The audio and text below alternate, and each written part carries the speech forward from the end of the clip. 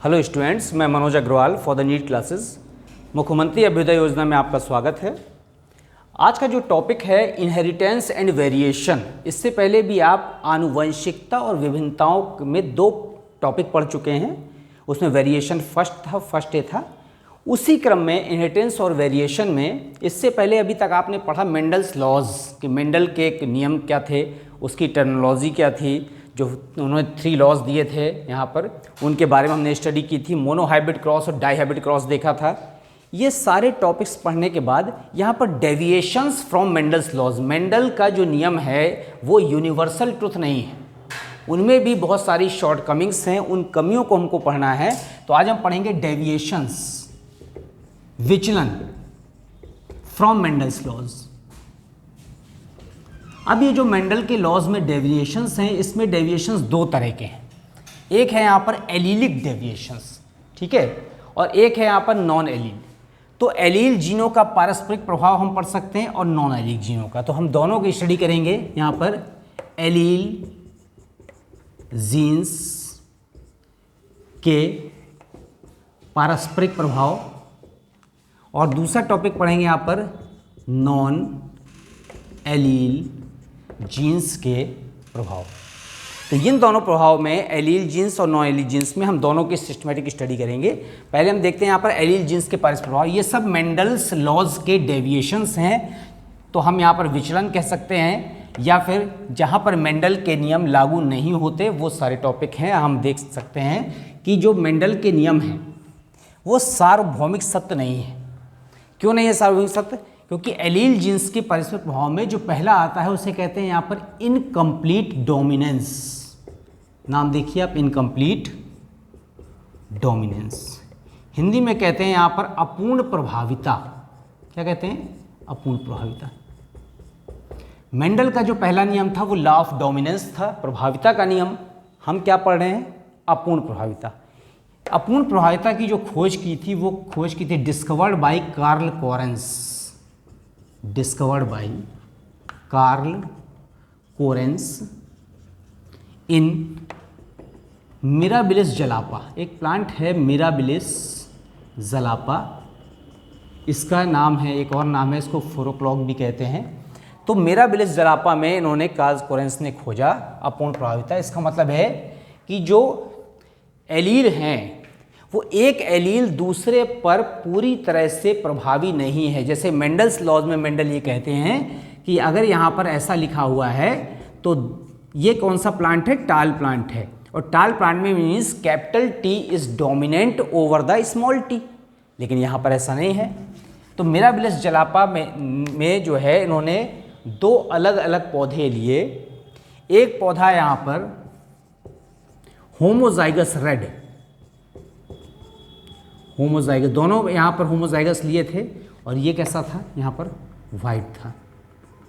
दोनों होमोजाइगस थे, ठीक है, शॉर्ट में लिख दे रहा हूँ होमोजाइगस। अब होमोजाइगस रेड और वाइट के बीच में क्रॉस कराया, यहाँ पर क्रॉस पॉलिनेशन हो रहा है। तो हम देखेंगे क्रॉस पॉलिनेशन में कि एक के परागकण जब दूसरे पौधे पर जाते हैं तो ये क्या था? पेरेंट था, जनक पीढ़ी थी, और ये कौन सी पीढ़ी? F1 पीढ़ी आएगी। तो इसमें यहाँ पर जो प्लांट प्रोड्यूस हुआ इन F1 generation that was of pink coloured. कैसा था वो? गुलाबी रंग का था। जबकि यहाँ पर according to Mendel's laws the plant should be red flowered, लाल पुष्पों वाला प्लांट होना चाहिए था, लेकिन यहाँ पर कैसा है? पिंक फ्लावर आया। अगर इसी को हम सेल्फिंग करा दें, सेल्फ क्रॉस करा दें, इसमें स्वपरागण, तो हम देखें यहाँ पर कि सेकेंड जनरेशन में जो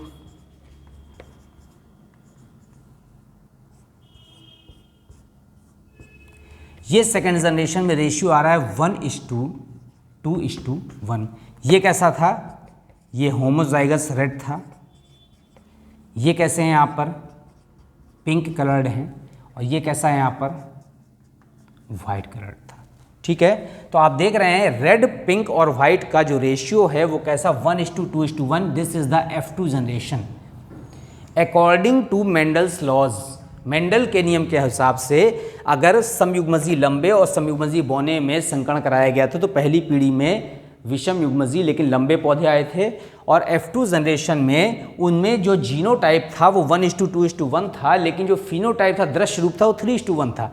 लेकिन यहाँ पर this is also the genotype and phenotype, gene रूप भी यही है, दृश्य रूप भी यही है। This is the incomplete dominance discovered by the Carl Correns in the Mirabilis jalapa. आप देख रहे हैं गुलाब बांस में अपूर्ण प्रभाविता जो खोजा गया, तो अपूर्ण प्रभाविता में यहाँ पर ना ही ये लाल इस पर पूरी तरह से प्रभावी नहीं है, अपूर्ण प्रभावी है। ठीक है, ये भी मेंडल्स लॉज में क्या था, डेविएशन था।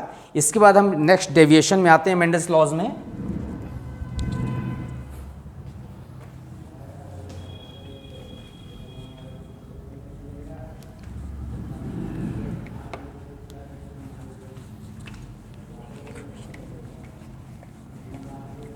एक हम पढ़ते हैं कोडोमिनेंस, समप्रभाविता। ठीक है, यह भी मेंडल्स लॉज का डेविएशन है।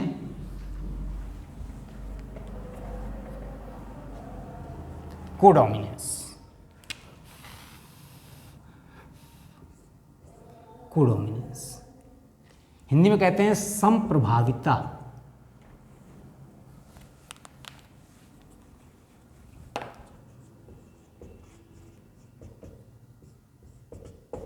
ये क्या था, जो स्मॉल कैटल्स होते हैं, छोटे मवेशी होते हैं, उसमें यहाँ पर बालों के रंग के आधार पर समप्रभाविता की खोज की गई।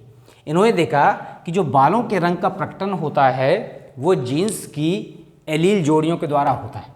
तो यहाँ पर ये बालों का रंग कैसा है, ब्राउन कलर्ड हेयर, किसमें, भेड़ों में। और ये कैसा है, यहाँ पर समयुग्मजी है, लेकिन समयुग्मजी के साथ साथ ये कैसा है, यहाँ पर वाइट कलर्ड है, वाइट कलर्ड हेयर। तो भेड़ों में बालों के रंग का प्रकटन एलील की 2 जीन जोड़ियों के द्वारा होता है। इसमें ये कैपिटल लेटर है, ब्राउन कलर को प्रदर्शित कर रहा है, स्मॉल लेटर से वाइट कलर के हेयर प्रदर्शित हो रहे हैं। इसमें जब क्रॉस कराते हैं F1 जनरेशन में, तो ये जो F1 जनरेशन का ये कौन सा है, ये पेरेंट जनरेशन है, और ये क्या था, F1 जनरेशन। पहली पीढ़ी में जो भेड़ उत्पन्न होती है उसमें बालों का रंग रोन कलर्ड था, रोन कलर्ड। रोन कलर्ड का मतलब होता है यहाँ पर ब्राउन एंड वाइट स्पॉट, भूरे और सफेद दोनों बालों में धब्बे थे, दोनों कलर के। इसका मतलब है बोथ आर इक्वली डोमिनेंट, इसमें कोई भी किसी पर डोमिनेंट नहीं है, दोनों इक्वली डोमिनेंट हैं, दोनों अपने कलर को क्या कर रहे हैं, एक्सप्रेस कर रहे हैं। और जब इसमें फिर से सेल्फिंग कराते हैं तो F2 जनरेशन में यहां पर फिर से रेशियो आता है, आप देखिए,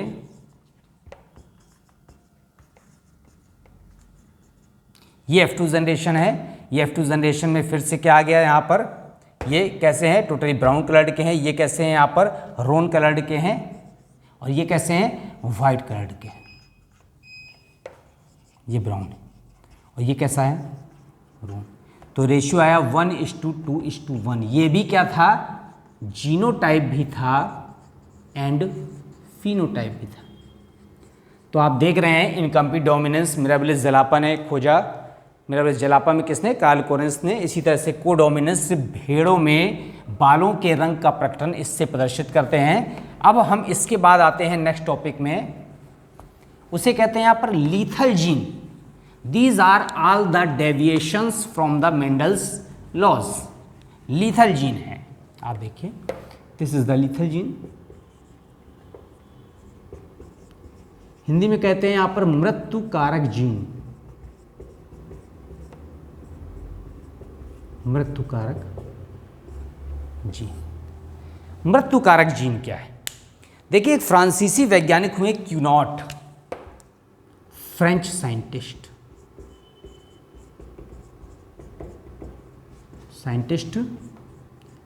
क्यूनॉट डिस्कवर्ड इट। इन्होंने मृत्यु कारक जीन की खोज की। इन्होंने कहा कि ऐसे जीन्स यहाँ पर भी होते हैं जो यहाँ पर जिनके 2 इफेक्ट होते हैं। कैसे दो इफेक्ट होते हैं, जैसे यहाँ पर इन्होंने जो है चूहे में एक्सपेरिमेंट जब किया तो यहाँ पर देखा कि ये जो येलो कलर होता है, डिस्कवर्ड इट इन माइस, चूहे में डिस्कवर किया इन्होंने, क्या किया, जो येलो कलर इज या येलो कलर जो वाई है, इसके दो इफेक्ट होते हैं, हैज टू इफेक्ट्स, इसके दो इफेक्ट होते हैं, ठीक है। इन homozygous condition, in homozygous condition it is lethal. Homozygous प्रभावी दशा में जो कैपिटल वाई होता है वो कैसा होता है, लीथल होता है, कि येलो कलर को प्रदर्शित करता है। और जो हेट्रोजाइगस कंडीशन होती है, इन हेट्रोजाइगस कंडीशन, अगर यहाँ पर होमोजाइगस दशा है तो लीथल मृत्युकारक है, लेकिन अगर ये हेट्रोजाइगस कंडीशन है तो कैसा करता है ये, it is responsible for the production of the yellow colour, ये येलो कलर को क्या करता है, प्रदर्शित करता है। तो अब इन्होंने क्या किया, यहाँ पर एक्सपेरिमेंट जो इन्होंने रूल निकाला, कैसे निकाला, इन्होंने दो चूहों पर क्रॉस कराया,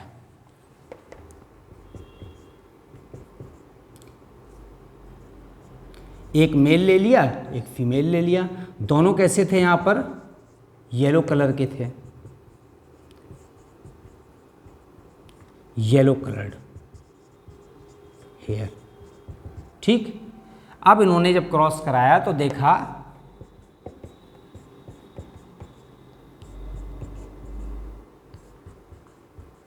जो रेशियो आ रहा है वो आ रहा है 2:1, जबकि according to Mendel's laws ratio कैसा आना चाहिए था, 1:2:1 आना चाहिए था। दो विषम युग्मजी चूहों में क्रॉस कराने पर जो रेशियो आ रहा था वो 2:1 आ रहा था, और अकॉर्डिंग टू मेंडल्स लॉ ये होना चाहिए 1:2:1 जीनोटाइप होना चाहिए। इसका मतलब है कि जो वाई होता है ये कैसा होता है, यहाँ पर एम्ब्रियोनिक स्टेज में डेथ हो जाती है, लीथल एट एम्ब्रियोनिक स्टेज। उनको डाउट हुआ कि क्या चक्कर है, तो उन्होंने उसके भ्रूण का विच्छेदन करके देखा फीमेल के अंदर, तो देखा कि अगर दोनों प्रभावी जीन एक साथ प्रेजेंट हैं तो यहाँ पर चूहे की क्या हो जाती, मृत्यु हो जाती थी। इसीलिए रेशियो क्या था, 2:1 आ रहा था। विषम युग्मजी दशा में ये येलो कलर के होते हैं, येलो कलर, और जो सम युग्मजी और अप्रभावी दशा होती है उसमें ये कैसे होते हैं, यहाँ पर वाइट कलर के होते हैं। तो ये वाला जो यहाँ पर कैसा था, लीथल जीन था। इसका मतलब है कि इसका more than one phenotypic effect होते हैं। दिस इज कॉल्ड द, यहाँ पर it contains pleiotropic effect, it is contains the pleiotropic effect. It means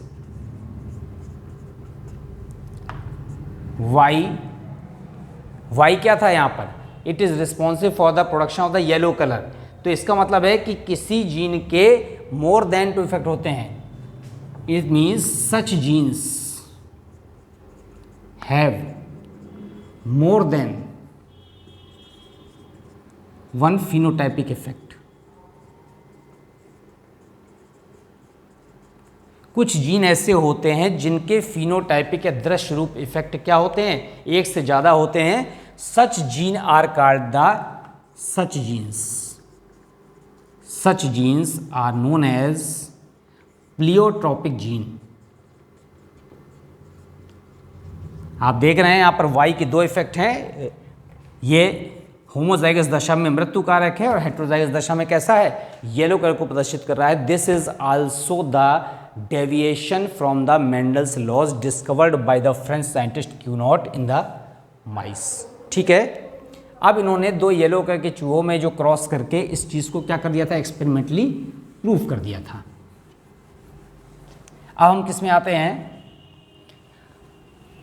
allele जीनों का पारस्परिक प्रभाव और नॉन एलील जीनों का पारस्परिक प्रभाव। तो एलील जीनों का पारस्परिक प्रभाव हमने 3 कंडीशन में देख लिया, कौन कौन सा, पहला था अपूर्ण प्रभाविता, दूसरा था यहाँ पर कोडोमिनेंस, और तीसरा यहाँ पर कौन सा था, लीथल जीन्स था। इसके बाद हम आते हैं multiple allelism. Multiple allelism Hindi में कहते हैं बहुगुण, ठीक है, एलीलवाद। क्या कहते हैं? बहुगुण एलीलवाद।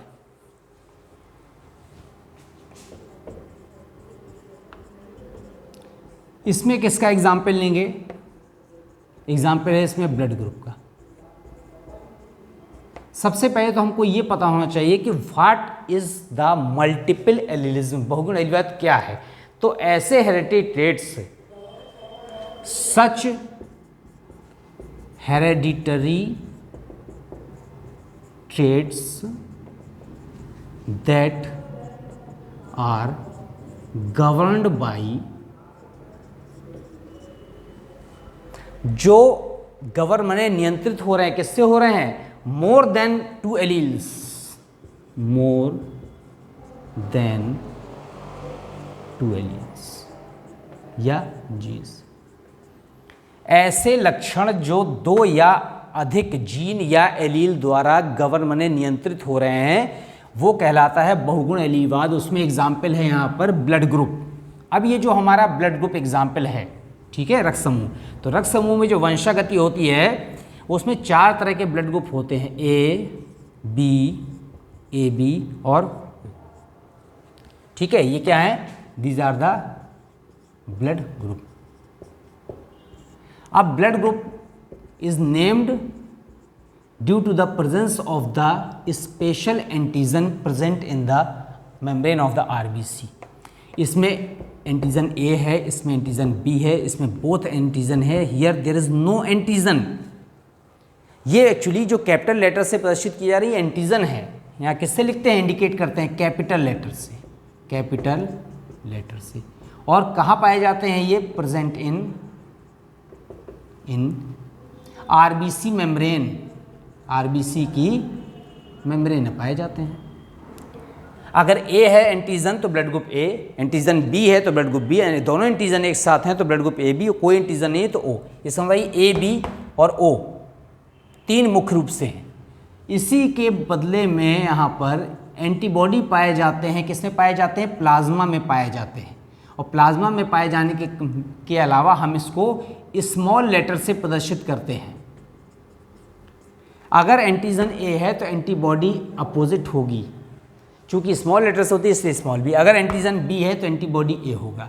अगर दोनों एंटीजन है देयर इज नो एंटीबॉडी, ठीक है। दोनों की संख्या मिलाकर 2 होना चाहिए। आप इस तरह से जोड़ लीजिए, 1 1 2, 1 1 2, ठीक है। यहाँ पर दोनों एक साथ आ गए, एंटीजन ब्लड ग्रुप एक ही चीज़ है तो एंटीबॉडी नहीं होगी। इधर here there is no antigen, so the both antibody are present.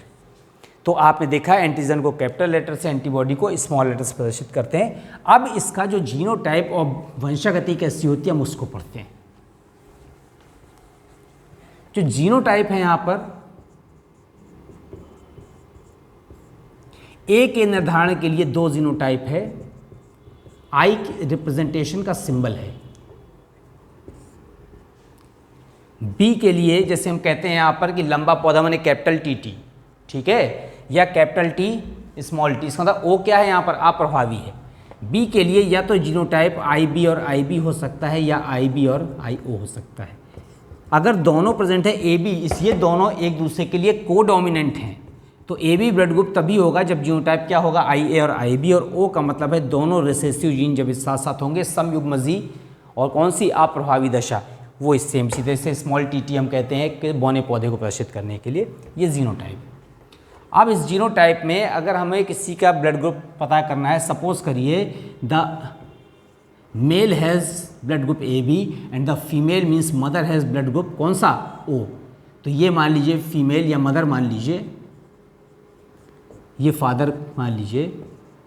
अब ब्लड ग्रुप की वंशागति निकालने के लिए हम इसका जीनोटाइप लिख दें, पहले आई ए और आई बी, और इसका जीनोटाइप लिख दीजिए आई ओ और आई ओ।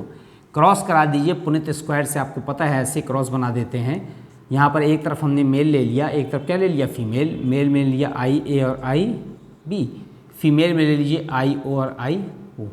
क्रॉस कराइए, ए का ओ से ए ओ, इसका ओ से ए ओ, इसका बी ओ, इसका बी। ए ओ का मतलब है कौन सा ब्लड ग्रुप? ए।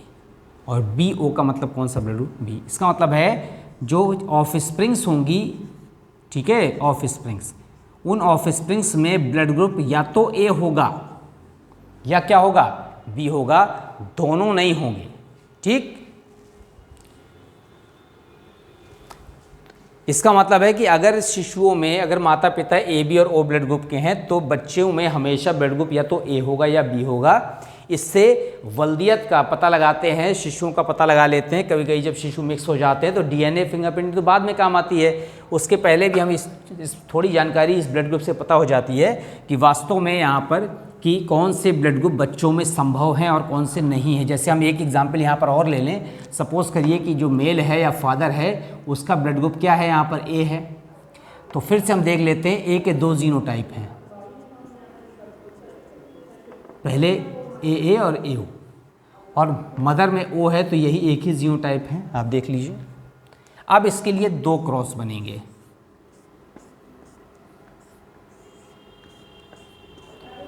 एक तरफ मेल एक तरफ फीमेल। इसको ले लें, पहले इसका क्रॉस इससे करा दें, आई ए और आई ए, इधर पर आई ओ और आई ए ओ ए ओ ए ओ, सारे बच्चे ब्लड ग्रुप ए के होंगे। दूसरे वाले के लिए फिर हमने मेल और फीमेल ले लिया, अब इसको बाद इससे क्रॉस कराएंगे, आई ए और आई ओ, यहाँ पर क्या था, आई ओ और या तो ब्लड ग्रुप ए होगा बच्चों में, ये क्या होगा, वो होगा। तो बच्चों से मदर फादर की जानकारी हो सकती है ब्लड ग्रुप की, और मदर फादर से किसी बच्चों की। This is the multiple allelism, बहुगुण एलीलवाद। अब इसके बाद ब्लड ग्रुप में यहाँ पर वंशागति के अलावा कैसे रक्त समूह का ब्लड डोनेशन करते हैं, क्या आरएच फैक्टर होते हैं, इन सबको हम बाद में टॉपिक्स मिलेंगे। अभी हम आ रहे हैं यहाँ पर कि एलील जीनों का पारस्परिक प्रभाव, जो डेविएशन पढ़ रहे थे, उसके बाद हम आते हैं non allele gene interaction, non allelic gene interactions, non allele जीनों का पारस्परिक प्रभाव। ठीक है, इसमें हम यहाँ पढ़ते हैं बहुत सारे एग्जाम्पल क्या हैं, यहाँ पर सप्लीमेंट्री जीन है, supplementary genes, complementary jeans,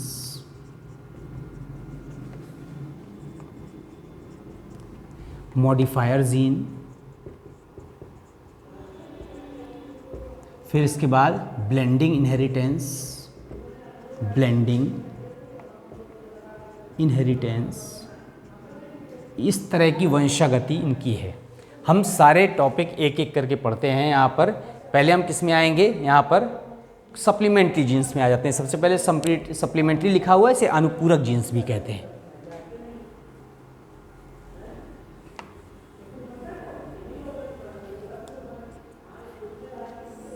supplementary jeans, जो सप्लीमेंट्री जीन्स है उसको हिंदी में कहते हैं अनुपूरक जीन, अनुपूरक जीन्स। अब पहले हमको पता होना चाहिए कि वास्तव में अनुपूरक का मतलब क्या है। जो अनुपूरक जीन्स हैं तो इसमें जो एक्सप्रेशन होता है किसका, in this type of gene interaction the expression of one gene.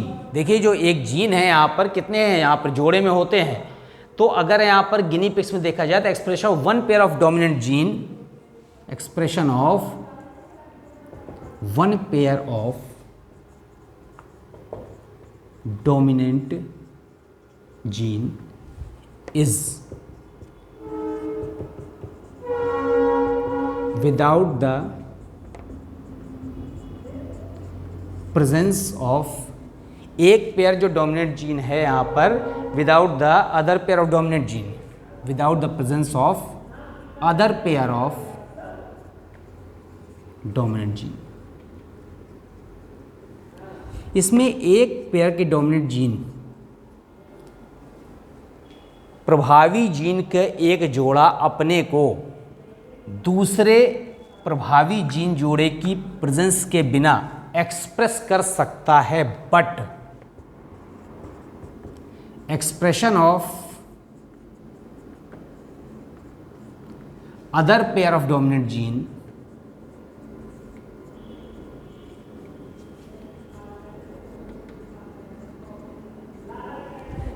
expression of other pair of dominant gene, यहाँ पर only in presence of first pair of dominant gene।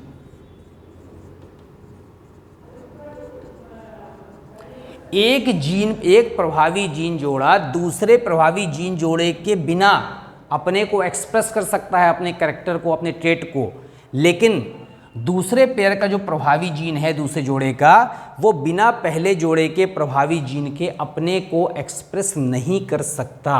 अब इसमें जो एग्जाम्पल लिया गया है, जिस एग्जाम्पल के बेस पर हम आपको समझा सकते हैं, उसमें जो गिनी पिग्स होते हैं, ठीक है, तो गिनी पिग्स में यहाँ पर जो स्किन का कलर है, एग्जाम्पल स्किन कलर इन गिनी पिग्स। अब यहाँ पर जो गिनी पिग्स में स्किन का कलर है, अब कैसे दिखाना है, यहाँ पर हम दिखा सकते हैं कि यहाँ पर जो ब्लैक कलर है या प्रभावी जीन बी है, ठीक है, ये कौन से कलर को प्रदर्शित करता है, एगौटी कलर को, ठीक।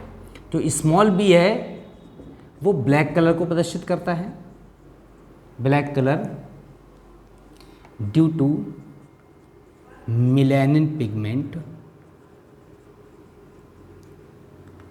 formed in presence of dominant gene। ये अपना ब्लैक कलर एक्सप्रेस करेगा डोमिनेंट जीन सी की प्रेजेंस में, अदरवाइज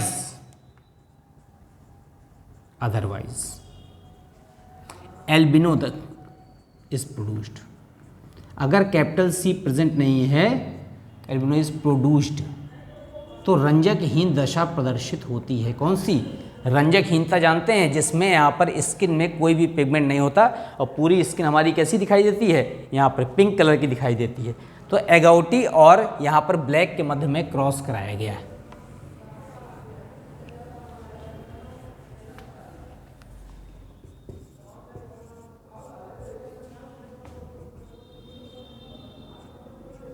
अब आप देखिए यहाँ पर जो हमने क्रॉस कराया है वो एगौटी के मध्य में कराया है और किसके कराया है, एल्बिनो के मध्य में।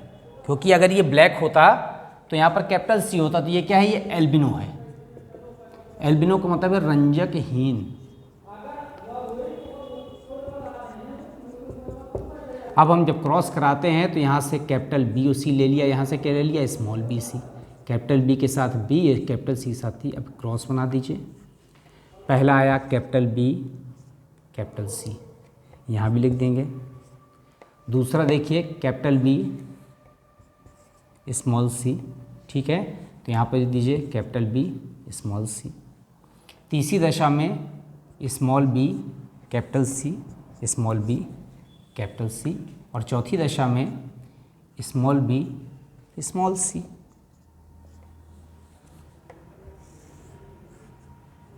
अब देखिए यहाँ पर क्रॉस बनाते हैं,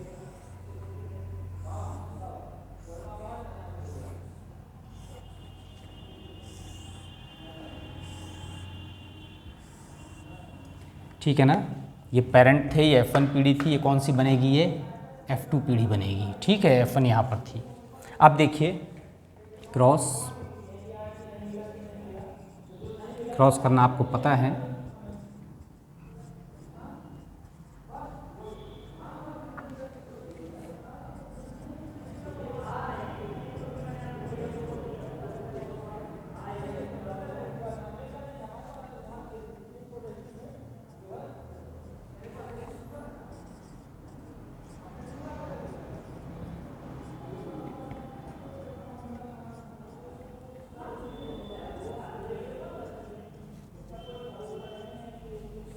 यहाँ देखिएगा भाई, बताइएगा कहीं कन्फ्यूज़न हो जाए तो आप लोग भी।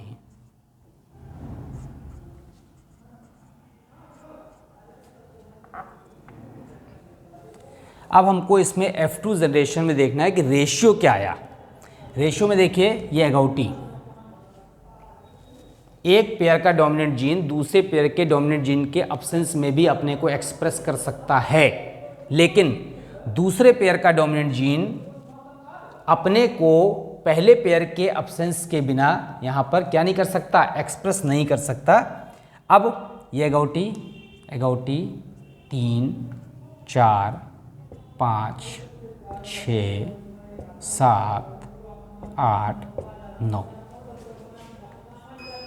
9 कैसे हैं यहाँ पर, एगोटी हैं।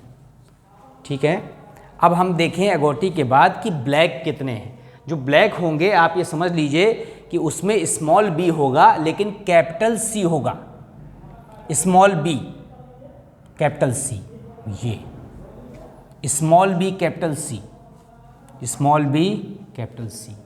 3 कैसे हो गए यहाँ पर, ब्लैक।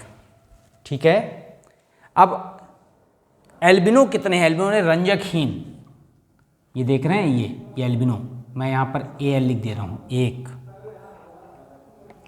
दूसरे पेयर का प्रबल जीन पहले पेयर के प्रबल जीन के बिना अपने को एक्सप्रेस नहीं कर पा रहा, कौन सी दशा हो गई, एल्बिनो। ठीक है, कौन सी दशा हो गई, एल्बिनो। कौन सी दशा हो गई, एल्बिनो। ठीक है ना, 4 कैसे हो गए यहाँ पर, albino. This is the supplementary gene, अनुपूरक, मतलब एक तो दूसरे के बिना एक्सप्रेस कर लेता है लेकिन दूसरा पहले के बिना एक्सप्रेस नहीं कर पाता, तो अनुपूरक की दशा हो रही है। ये भी मेंडल के लॉज का क्या है, डेविएशंस है, non allele gene pair deviations. अब हम आते हैं किसमें, संपूरक जीन्स।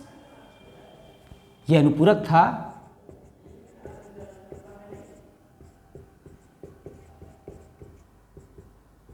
संपूरक जीन। अभी तक आपने जो पढ़ा था वो सप्लीमेंट्री था, और ये कैसा है यहाँ पर, ये कॉम्प्लीमेंट्री है, कॉम्प्लीमेंट्री जीन्स। जो कॉम्प्लीमेंट्री जीन्स है संपूरक, वो यहाँ पर किस में प्रदर्शित किया गया, यहाँ पर ये किया गया यहाँ पर लेथेराइटस ओडोरेटस में। ठीक है, एग्जाम्पल क्या है यहाँ पर, लेथाइरस ओडोरेटस, स्वीट पी कहते हैं इसको।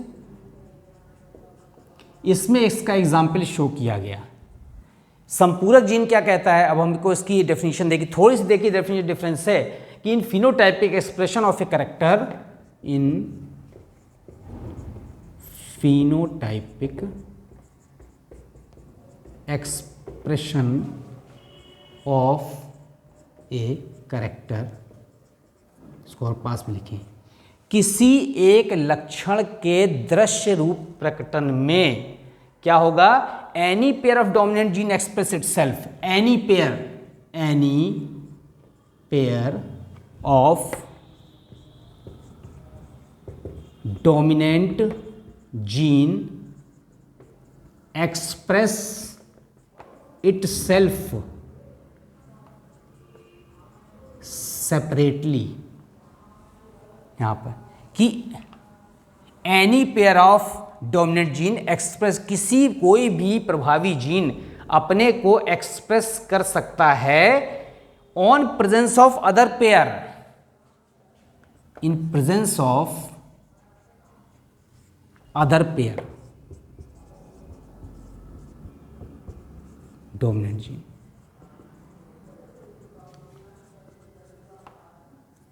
अब आप देख लीजिए, वहां पर एक जोड़ी का प्रबल जीन दूसरी जोड़ी के प्रबल जीन के बिना अपने को एक्सप्रेस कर पा रहा था, परंतु दूसरी जोड़ी का प्रबल जीन बिना पहले जोड़ी के प्रबल जीन के अपने को एक्सप्रेस नहीं कर पा रहा था। इसमें क्या है, any pair of dominant gene, कोई भी प्रभावी जीन जोड़ी अपने को एक्सप्रेस कर सकती है in presence of other pair dominant. अगर दोनों सेपरेट हैं तो अपने को एक्सप्रेस नहीं कर सकते, दोनों जब मिल जाएंगे तभी नया लक्षण प्रदर्शित होता है, अदरवाइज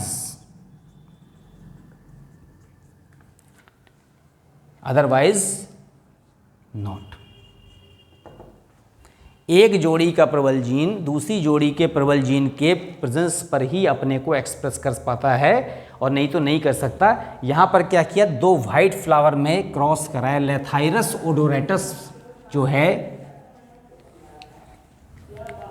लेथाइरस ओडोरेटस में यहाँ पर उन्होंने क्या किया कि दो पौधे लिए, एक जोड़ी के प्रबल जीन एक में थे और दूसरी जोड़ी के प्रबल जीन किस में थे, दूसरे में थे।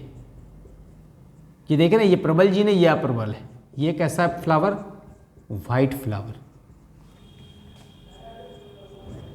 ये इसके प्रबल जीन थे, ये भी फ्लावर कैसा था, वाइट था। अब दोनों जोड़ी के प्रबल जीन अलग अलग हैं, एक का प्रबल एक का अप्रबल इस तरह से है। आप देखिए इसमें ये पेरेंट है, इसने क्रॉस करा दिया हमने, यहाँ से सी ले लिया, यहाँ से क्या ले लिया, पी, इधर से स्मॉल सी, यहाँ से कैपिटल पी, सी के साथ सी लिख दिया, पी के साथ पी। अब क्रॉस बना दिया हमने यहाँ पर कैपिटल सी पी, फिर दूसरा क्या आया, कैपिटल सी स्मॉल पी, फिर तीसरा स्मॉल सी कैपिटल पी और फिर स्मॉल सी स्मॉल पी। ठीक, यही कंडीशन हमको यहाँ लिख देना है।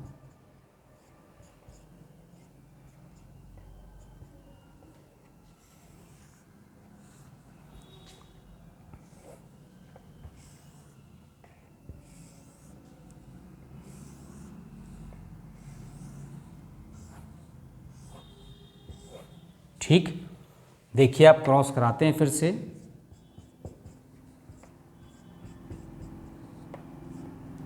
इसको और छोटा लिखें ताकि कंफ्यूजन ना हो। ठीक है, इसका क्रॉस हमने कराया इससे,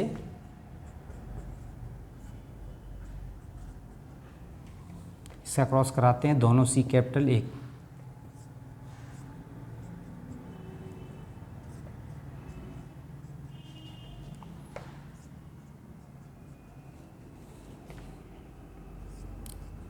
इसको भी छोटा बना दें, थोड़े बड़े हो गए थे ये।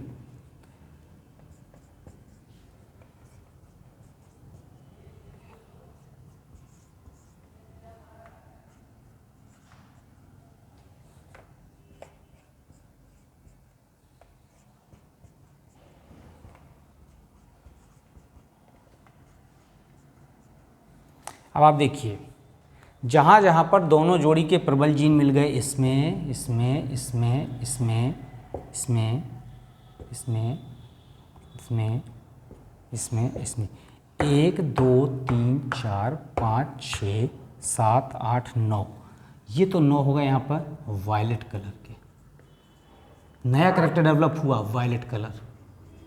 अब जहाँ जहाँ पर भी मैंने टिक नहीं लगाया, आप ये देख लीजिए, एक ही जोड़ी के प्रबल जीन है, एक ही जोड़ी का प्रबल जीन है। मैं यहाँ पर वाई डब्ल्यू लिख दे रहा हूँ, 2, इसमें भी एक ही जोड़ी का प्रबल जीन है, 3, चाहे सी का हो चाहे पी का हो, 4, ठीक है, 5 6 7, 7 कैसे आ गए, वाइट फ्लावर।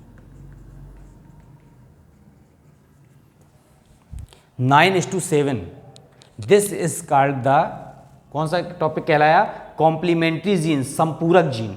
ठीक है, इसमें जब दोनों मिलते हैं तब संपूरक माने मिलने के बाद नया करेक्टर डेवलप होता है, अदरवाइज क्या रहते हैं, अपने अपने करेक्टर में ही स्टेबल रहते हैं। अब हम इसके बाद आते हैं, एक मॉडिफायर जीन है, कौन सा, मॉडिफायर जीन।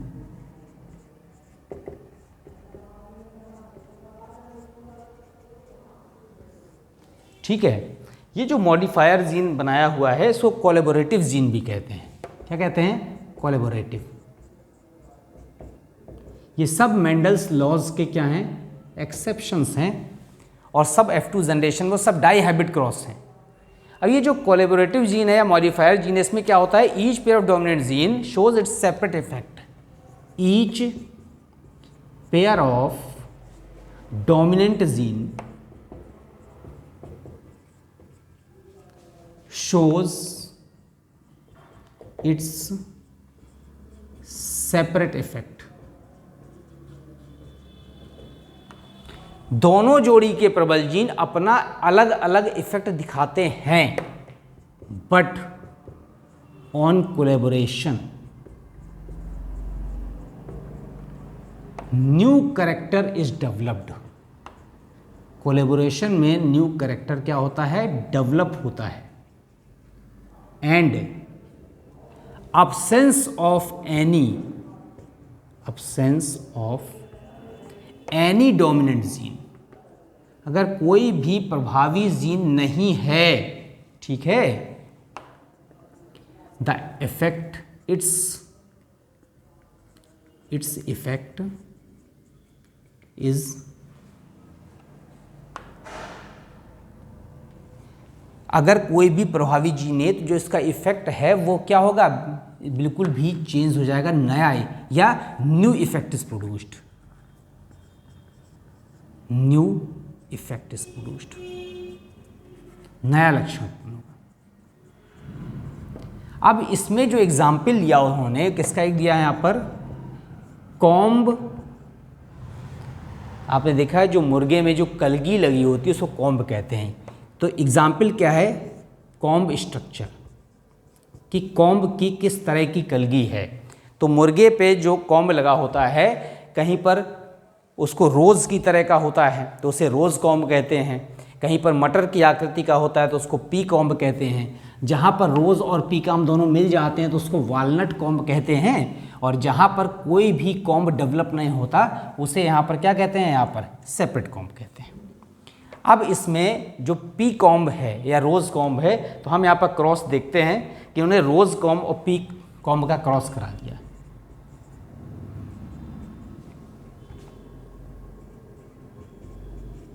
ये रोज़ कॉम्ब है और ये क्या है, पी कॉम्ब। ठीक, मुर्गे की कलगी क्रॉस कराएंगे हम आर के साथ, आर के साथ आर ले लिया, पी के साथ पी ले लिया। पहला कैरेक्टर क्या आया, आर पी, यहाँ भी लिख दें। ठीक, दूसरा क्या आया, कैपिटल आर स्मॉल पी, यहाँ भी लिख दीजिए कैपिटल आर स्मॉल पी। तीसरे में देखिए small R capital P, small R capital P, और चौथे में यहाँ पर स्मॉल आर स्मॉल पी।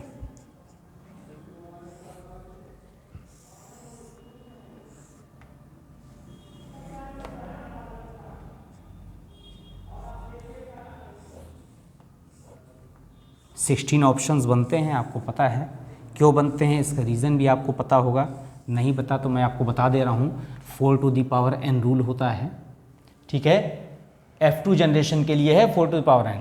अगर एक लक्षण को लेकर क्रॉस कराते हैं तो n का मान 1 हो जाता है, तो 4 क्या बनते हैं, रेशियो बनते हैं, किसमें, 4 ratio in F2 generation, 4 ratio sorry in F2 generation. यहाँ पर चूँकि दो लक्षणों को लेकर क्रॉस कराया गया है, इसलिए कितने ऑप्शन बनेंगे या कितने रेशियो बनेंगे, 16 ऑप्शन बनेंगे। ठीक है, तो 4 to the power n rule से आप डिसाइड कर लेते हैं। अब देखिए यहाँ पर आर आर पी,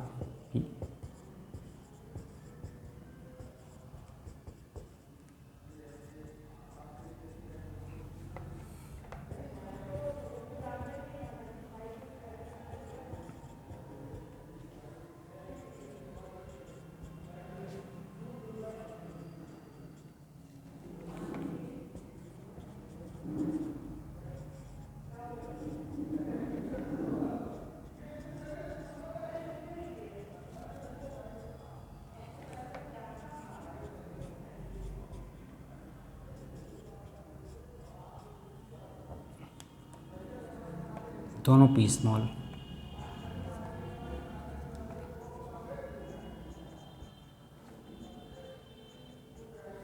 अब आप देखिए यहाँ पर 16 ऑप्शन सब में बन रहे हैं जो भी F2 जनरेशन में जाएगा।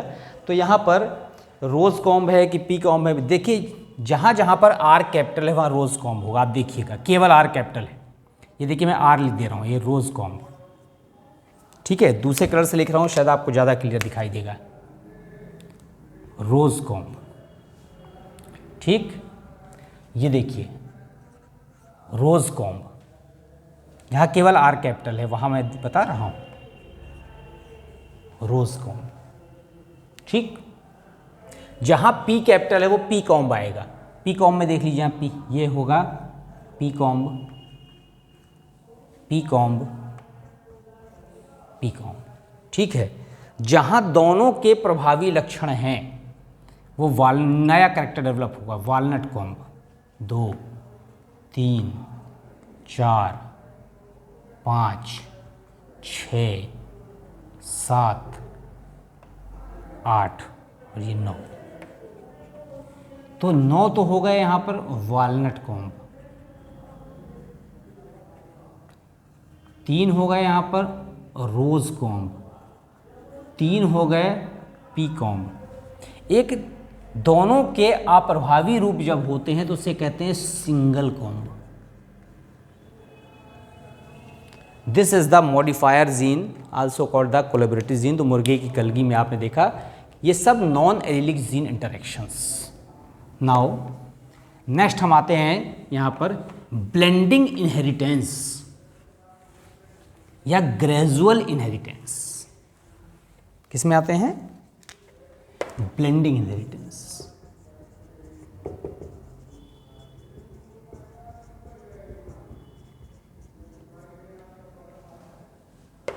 Gradual inheritance. ठीक है, अब ये जो ब्लेंडिंग इनहेरिटेंस है, अभी तक जो आपने पढ़ा उसमें कहीं पर भी ब्लेंडिंग इनहेरिटेंस का वर्ड का यूज़ नहीं हो रहा था। तो वास्तव में ब्लेंडिंग इनहेरिटेंस क्या है? हमको देखना चाहिए कि जो हमारा स्किन कलर है, ठीक है, उस स्किन कलर में यहाँ पर ब्लेंडिंग इनहेरिटेंस वर्ड यूज़ हो रहा है। एग्जाम्पल है आपका स्किन कलर। यहाँ पर क्या है? स्मॉल वेरिएशंस हैं। क्या है? स्मॉल वेरिएशंस हैं।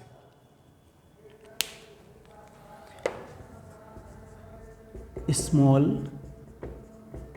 वेरिएशंस इन ट्रेड्स, लक्षणों में छोटी छोटी विभिन्नताएं हैं। And skin colour is decided by the gene, 2 gene pair. Skin colour जो डिसाइड हो रहा है ये 2 सेपरेट जीन पेयर द्वारा डिसाइड हो रहा है। अब क्या इसमें है? देखिए, अगर हम यहाँ पर दोनों के प्रबल जीन एक साथ ले लें तो ये व्यक्ति यहाँ पर नीग्रो हो जाएगा, और अगर दोनों के अप्रबल जीन एक साथ ले लें तो ये व्यक्ति यहाँ कैसा हो जाएगा? बताइए। दोनों के अप्रबल, देखिए जो रेशियो बन रहा है वो नीग्रो है, फिर डार्क है, फिर मुलेटो है, फिर वाइट है, या लाइट फिर वाइट है, ये वाइट एल्बिनो दशा इसे कह सकते हैं। और जो मिलाइन वर्णक है वही स्किन पिगमेंट के लिए रिस्पॉन्सिबल है। यहाँ से हमने ए और बी ले लिया, यहाँ से स्मॉल स्मॉल ले लिया, ए के साथ ए और बी के साथ बी ऐसा लिख दिया। अब क्रॉस बना देते हैं। अभी तक जो इससे पहले बना चुके हैं उसी तरह के क्रॉस हैं ये भी।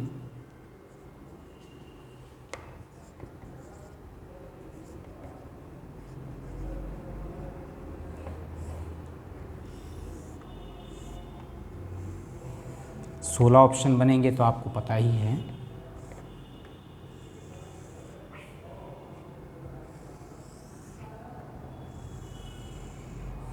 ठीक, यहाँ देखिए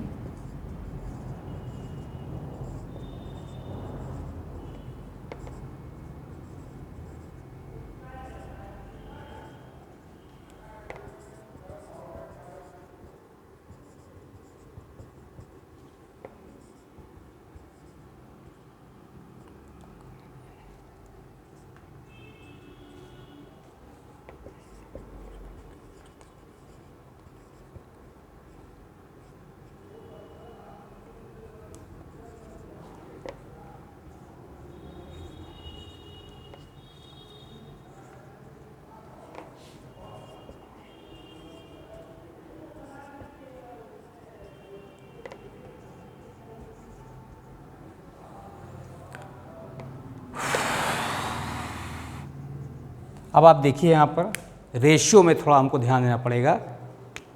जहाँ पर चारों एलील कैपिटल लेटर में हैं, ये है यहाँ पर नीग्रो, तो एक हो गया यहाँ पर कैसा? नीग्रो। जहाँ पर 3 एलील या जीन कैपिटल होंगे वो डार्क हो जाएगा, 1, 2, जहाँ पर 3 कैपिटल जीन आपको दिखाई देंगे।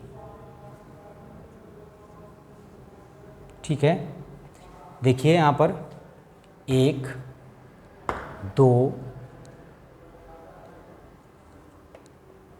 3 और एक 4 यहाँ पर कैसे हो गए, डार्क कलर के, नीग्रो से कम काला, डार्क हो गया। फिर इसके बाद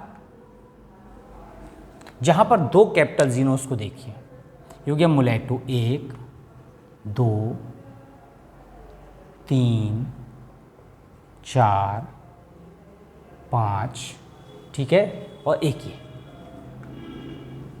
6 कैसे हो गए, मुलेटो हो गए। मुलेटो का मतलब कैसे, गेहुआ रंग, गेहुआ, टीवी में बताते ना कोई व्यक्ति खो जाता है, कोई सूचना, गेहुआ रंग होता है। ये यहाँ पर डार्क माने नीग्रो से कम काला। अब यहाँ पर केवल एक कैपिटल जीन जहाँ पर उसको देखना है, यहाँ पर वो हो जाएगा यहाँ पर लाइट, 1 2 3 और 4 हो गया यहाँ पर लाइट कलर, मतलब जिसे हम सामान्य रूप से गोरा कहते हैं। और लास्ट में एक बचा ये वाइट, वाइट का मतलब बहुत ज़्यादा गोरा, उसकी स्किन पिंकिश होती है, एल्बिनो कह सकते हैं उसमें, ठीक।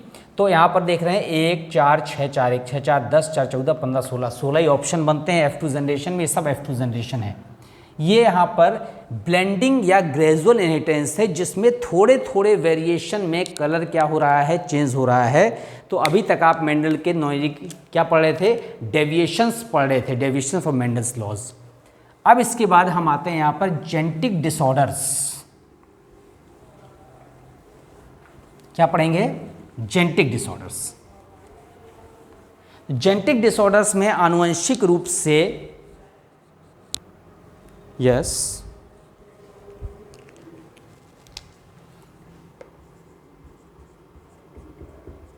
Genetic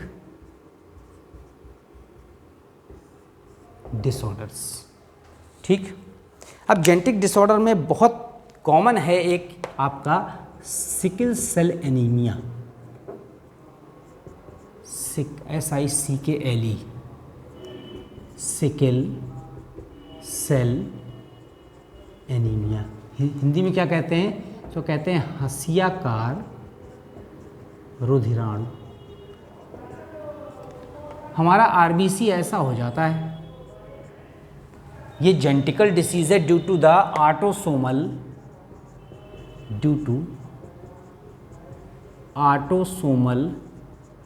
recessive trait. क्या ये ऑटोसोमल भी है, रिसेसिव ट्रेट भी है।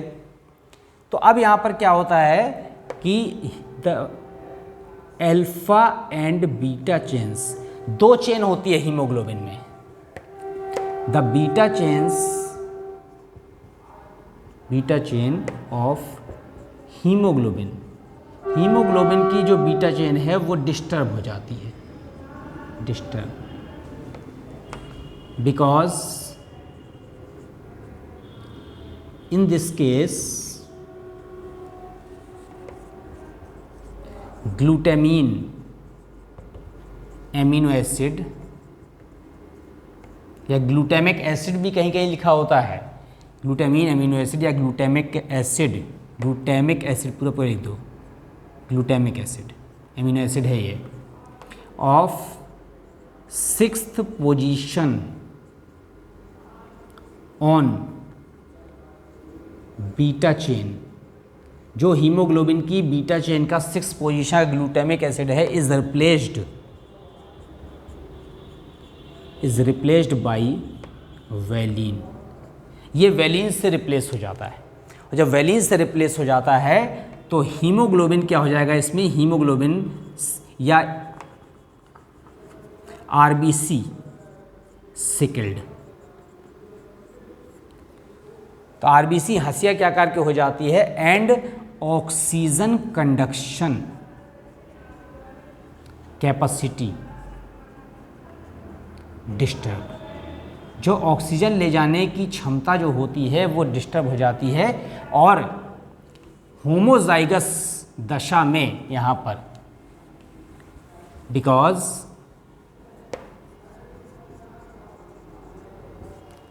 A is incomplete dominant on A. यहाँ पर भी दो एलील हैं, कैपिटल ए स्मॉल ए, लेकिन ये जो ए है वो इनकम्प्लीटली डोमिनेंट होता है, इनकम्प्लीटली डोमिनेंट ऑन ए। अब दो व्यक्ति हैं ऐसे, ये मेल है और ये फीमेल है, दोनों हेट्रोजाइगस हैं। कैसे हैं? होमोजाइगस नहीं, हेट्रोजाइगस है, ये भी हेट्रोजाइगस है। तो हेट्रोजाइगस दशा में अगर हम क्रॉस कराते हैं तो हमको क्रॉस पता है।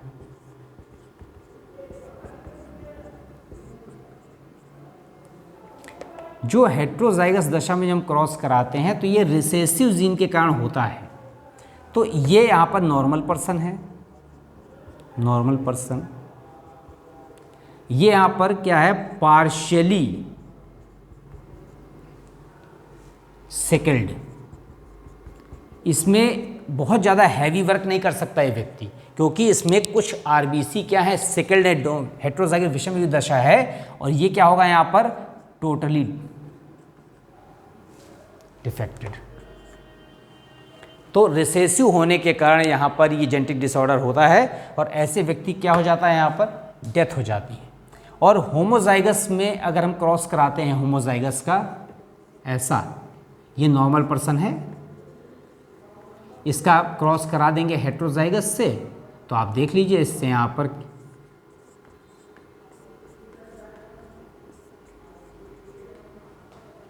एक इससे क्रॉस करा, फिर इससे सारे पर्सन कैसे आएंगे यहाँ पर? अगर इस नॉर्मल पर्सन का क्रॉस आपने हेट्रोजाइगस से कराया है तो यहाँ पर जो ये नॉर्मल पर्सन दिख रहे हैं वो कैसे हो जाएंगे? यहाँ पर हेट्रोजाइगस कंडीशन में विषम युग्म बन जाएंगे, पार्शियली सिकल्ड, आंशिक। उनकी कुछ आरबीसी नॉर्मल है, कुछ आरबीसी कैसी है? डिफेक्टेड है। इसी तरह एक होता है थैलेसीमिया। थैलेसीमिया ये भी एक ब्लड डिसऑर्डर है, blood disorder due to autosomal recessive gene, autosomal recessive gene. ठीक है। अब थैलेसीमिया में क्या होता है? यहाँ पर दो कंडीशन होती है, एक को कहते हैं अल्फा माइनर थैलेसीमिया और एक को मेजर माइनर थैलेसीमिया, और एक को कहते हैं यहाँ पर मेजर थैलेसीमिया। इसमें जो अल्फा चेन है, चेन द काउंट डिक्रीज कर जाता है। किसकी? Alpha chain of haemoglobin, HB की। इसमें क्या होता है? Beta chain of haemoglobin count decreases. इसमें अल्फा चेन्स जो होती है संख्या कम हो जाती है, इसमें बीटा चेन्स संख्या कम हो जाती है। और ये जो मेजर थैलेसीमिया होता है, यहाँ पर हमारी जो बोन मैरो है, बोन मैरो में आरबीसी नहीं बनते हैं, और जब बोन मैरो में आरबीसी नहीं हो जाते हैं तो ये लीथल है। ठीक है। RBC is not formed, RBC is not formed in bone marrow. So continuous blood transfusion या blood transfer या blood transfusion कुछ भी लिख सकते हैं, blood transfusion is only way to survive. उसके सर्वाइवल के लिए केवल एक ही तरीका है कि लगातार हम ब्लड क्या करते रहें? ट्रांसफ्यूज़न करते रहें। और जो इसका जो ट्रीटमेंट है वो क्या हो सकता है? यहाँ पर bone marrow transplantation, bone marrow transplantation is the proper way, but is very typical, है ना। सगों में ही होता है, ब्लड ग्रुप मैच करना चाहिए बोन मैरो में, और जो है जो दूसरा ऑफस्प्रिंग है, जो दूसरा बच्चा है, उसके भी रिस्क फैक्टर रहता है। तो ये थैलेसीमिया हो गया। अब हमने अभी आपको बता दिया सिकल सेल एनीमिया क्या होता है, थैलेसीमिया क्या होता है। फिर इसके बाद बहुत सारे यहाँ पर मेटाबॉलिक डिसऑर्डर्स हैं। मेटाबॉलिक डिसऑर्डर्स,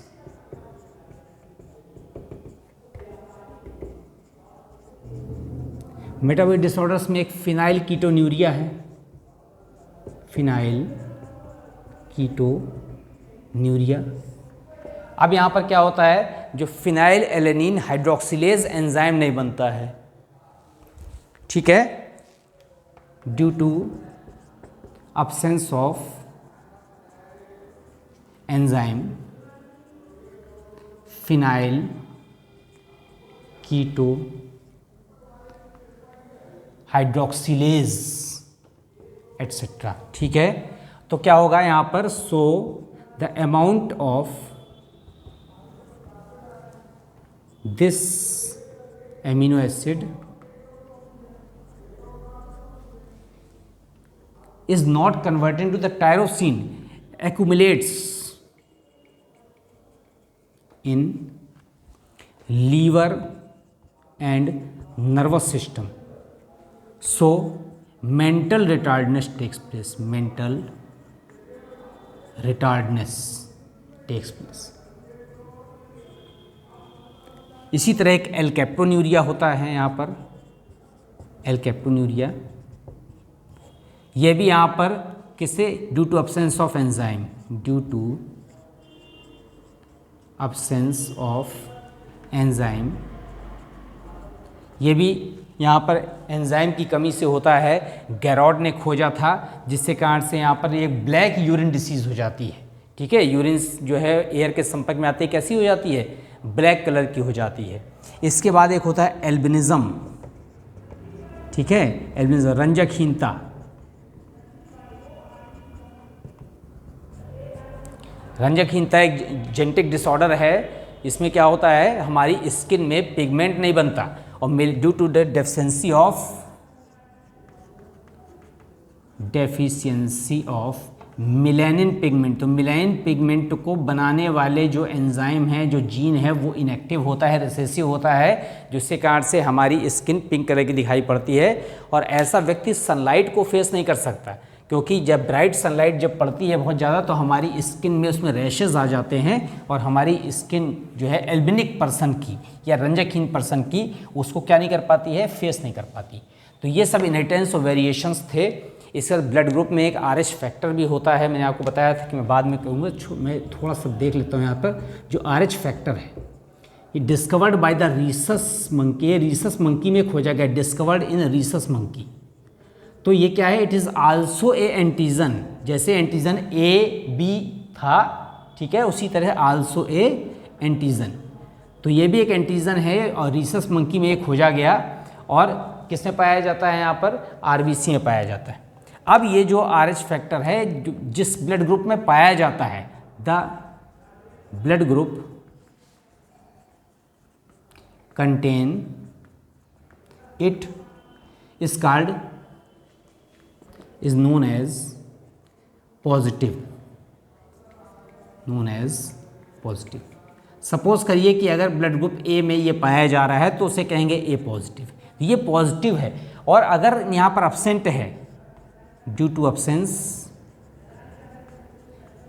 नेगेटिव, तो केवल A भर में नहीं, A में, B में, AB में और O में, सब में जो पॉजिटिव नेगेटिव जो होता है, अगर यहाँ पर RH एंटीजन पाया जा रहा है तो पॉजिटिव, नहीं पाया जा रहा तो नेगेटिव। अब होता क्या है RH पॉजिटिव नेगेटिव का, इसका जो बड़ा फैक्टर होता है इन्वॉल्वमेंट, वो होता है यहाँ पर जनरेशन टू जनरेशन में। सपोज करिए कि कोई हमारा जो मदर है वो RH पॉजिटिव है, और हमारा जो फीटस है वो RH नेगेटिव है। मदर के अंदर जो फीटस है, जो इसकी जीनोटाइप है, वो यहाँ पर कैपिटल R और स्मॉल r से क्या हो रही है, डिसाइड हो रही है। सपोज करिए it is the homozygous, homozygous दशा भी है, और कैसी है यहाँ पर, डोमिनेंट है। और ये कैसा है, यहाँ पर होमोजाइगस तो है, लेकिन कैसा है, रिसेसिव है, ठीक है। दूसरी दशा हो सकती है यहाँ पर R स्मॉल r, ये कैसा है, यहाँ पर हेट्रोजाइगस भी है, और कैसा है, डोमिनेंट है। अब इनके क्रॉस से मदर और फादर में पॉजिटिव नेगेटिव ब्लड ग्रुप होते हैं। अब RS पॉजिटिव यहाँ पर सपोज करिए मदर है और फीटस क्या है, RS नेगेटिव है। तो जब फीटस का ब्लड सर्कुलेट करता हुआ प्लेसेंटा से होकर मदर तक जाएगा तो इसमें यहाँ पर एंटीजन नहीं है, ठीक है, एंटीजन नहीं है, तो इसके बदले में there is no antibody formation. Mother का ब्लड जब वहाँ से रोटेट करता हुआ वापस फीटस में आएगा तो इसमें एंटीजन है, और जैसे ही फीटस में आएगा तो फीटस में एंटीजन नहीं है, लेकिन इस एंटीजन के बदले में एंटीबॉडी बनाएगा, लेकिन एंटीबॉडी की संख्या बहुत कम बनेगी। दूसरी बात है यहाँ खुद का एंटीजन नहीं है, तो देयर इज़ नो इफेक्ट। अब दूसरा केस हम देख लें कि मदर RS नेगेटिव हो जाए, फीटस कैसा हो जाए, RH पॉजिटिव हो जाए। अब ये यहाँ पर ब्लड जब रोटेट करता हुआ मदर में गया तो इसमें यहाँ पर RH एंटीजन है, बदले में मदर एंटीजन के बदले में एंटीबॉडी बनाएगी। समझ रहे हैं, क्या बनाएगी, एंटीबॉडी। इस एंटीबॉडी से मदर को कोई हानि नहीं होगी, क्योंकि मदर का blood in comparison to foetus बहुत ज़्यादा होता है, 5 से 6 लीटर, फीटस में 100-200 ml। अब ये ब्लड जब रोटेट करता है वो वापस आएगा प्लेसेंटा से, तो यहाँ पर पहले से एंटीबॉडी बन गई हो, ये एंटीजन है, तो एंटीजन और एंटीबॉडी के मिलने से फीटस की डेथ हो जाएगी। That is called the erythroblastosis fetalis.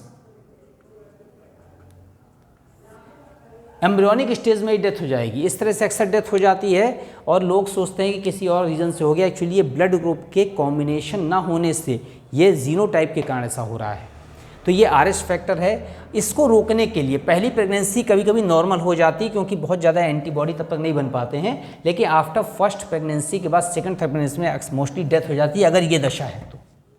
इससे बचने के लिए अगर हमको पता है मदर नेगेटिव है, भ्रूण हमारा RS पॉजिटिव हो गया है, तो यहाँ पर एंटीबॉडी को डीएक्टिवेट करने के इंजेक्शन आते हैं। वो इंजेक्शन फीटस एम्ब्रियोनिक स्टेज में लगा दिए जाते हैं ताकि डेथ ना हो सके, ठीक है। ये इनहेरिटेंस टॉप वेरिएशन आपका कंप्लीट हो गया। अब हम मंडे से नेक्स्ट टॉपिक में जो आपका लेंगे वो है मॉलिक्यूलर बेसिस ऑफ इनहेरिटेंस या जेनेटिक्स, ठीक है। Okay, thank you.